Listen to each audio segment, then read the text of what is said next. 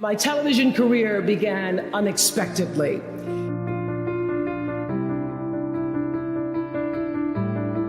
That was when I was 16 years old in Nashville, Tennessee, and you had the requirement of having to have red hair in order to win up until the year that I entered.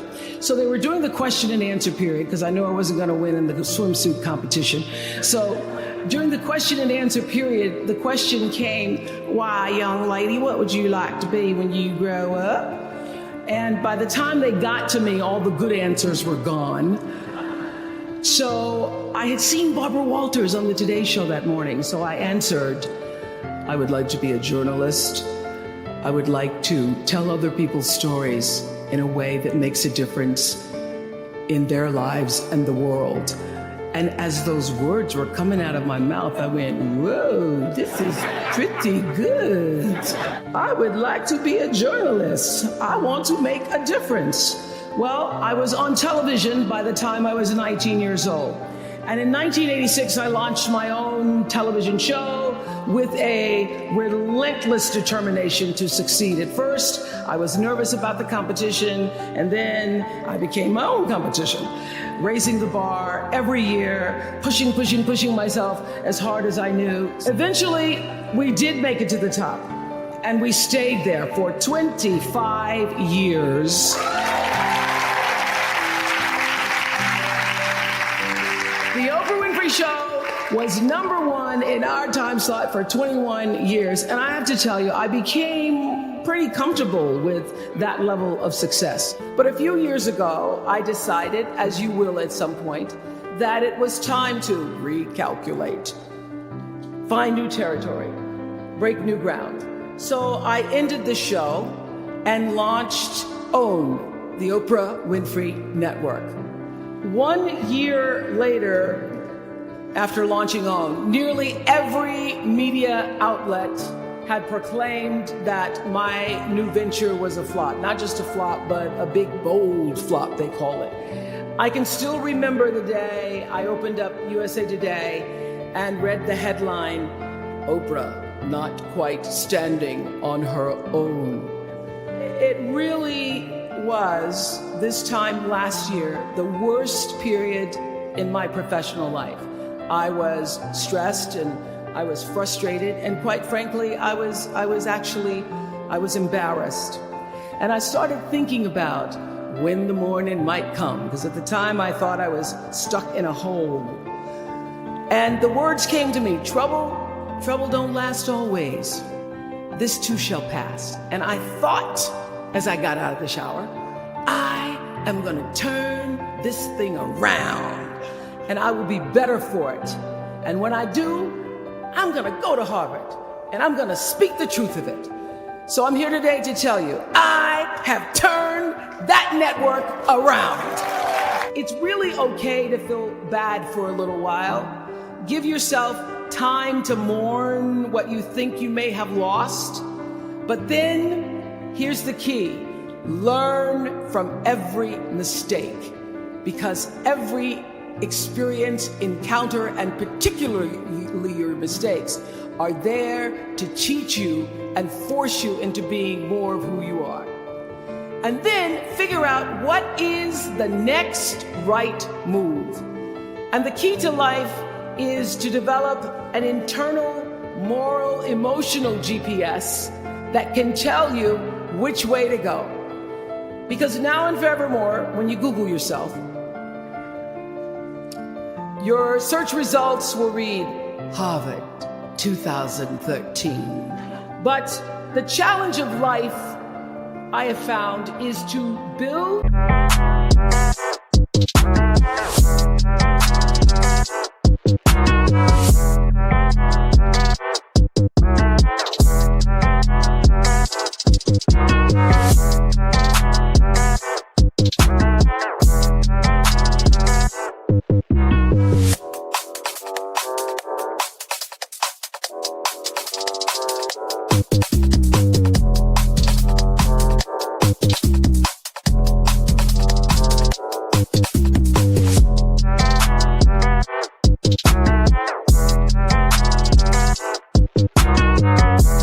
a resume that doesn't simply tell a story about what you want to be, but it's a story about who you want to be. It's a resume that doesn't just tell a story about what you want to accomplish, but why. A story that's not just a collection of titles and positions, but a story that's really about your purpose. Because when you inevitably stumble and find yourself stuck in a hole, that is the story that will get you out. What is your true calling? What is your dharma? What is your purpose? For me, that discovery came in 1994 when I interviewed a little girl who had decided to collect pocket change in order to help other people in need. She raised $1,000 all by herself, and I thought, well, if that little 9-year-old girl with a bucket and a big heart could do that, I wonder what I could do. So I asked for our viewers to take up their own change collection, and in 1 month, just from pennies and nickels and dimes, we raised more than $3 million that we used to send one student from every state in the United States to college. That was the beginning of the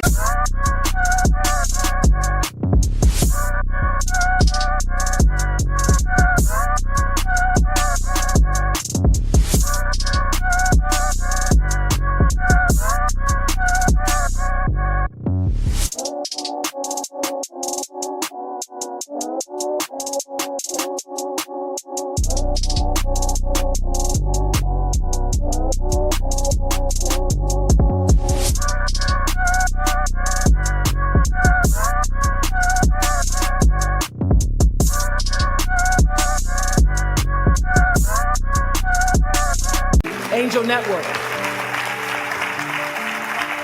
And so what I did was I simply asked our viewers, do what you can wherever you are, from wherever you sit in life. Give me your time or your talent, your money if you have it, and they did. Extend yourself in kindness to other human beings wherever you can. And together, we built 55 schools in 12 different countries and restored nearly 300 homes that were devastated by Hurricanes Rita and Katrina. So the Angel Network, I've been on the air for a long time, but it was the Angel Network that actually focused my internal GPS. It helped me to decide that I wasn't just going to be on TV every day, but that the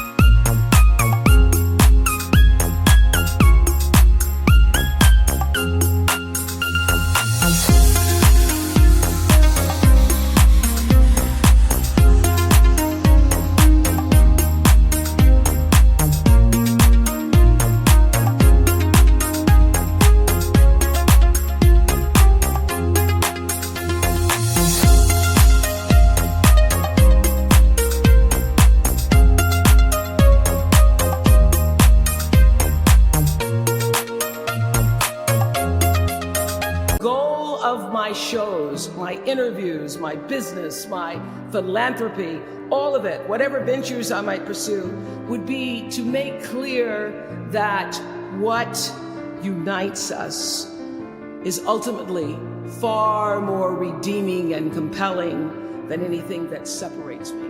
Because what had become clear to me, and I want you to know, it isn't always clear in the beginning, because as I said, I've been on television since I was 19 years old.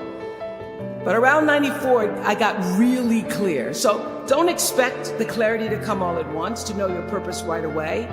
But what became clear to me was that I was here on earth to use television and not be used by it, to use television to illuminate the transcendent power of our better angels. So this Angel Network, it didn't just change the lives of those who were helped, but the lives of those who also did the helping.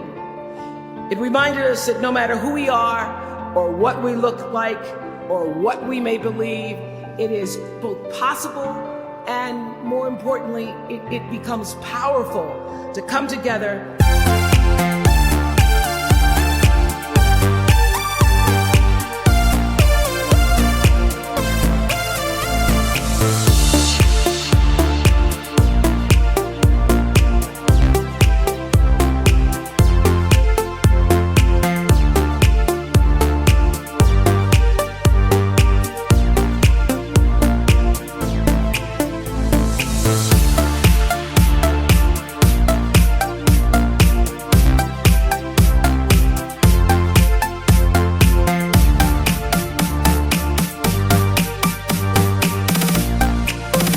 common purpose and common effort. From time to time, you may stumble, fall. You will for sure count on this. No doubt. You will have questions and you will have doubts about your path. But I know this, if you're willing to listen, to be guided by that still small voice that is the GPS within yourself, to find out what makes you come alive, you will be more than okay. You will be happy, you will be successful, and you will make a difference in the world.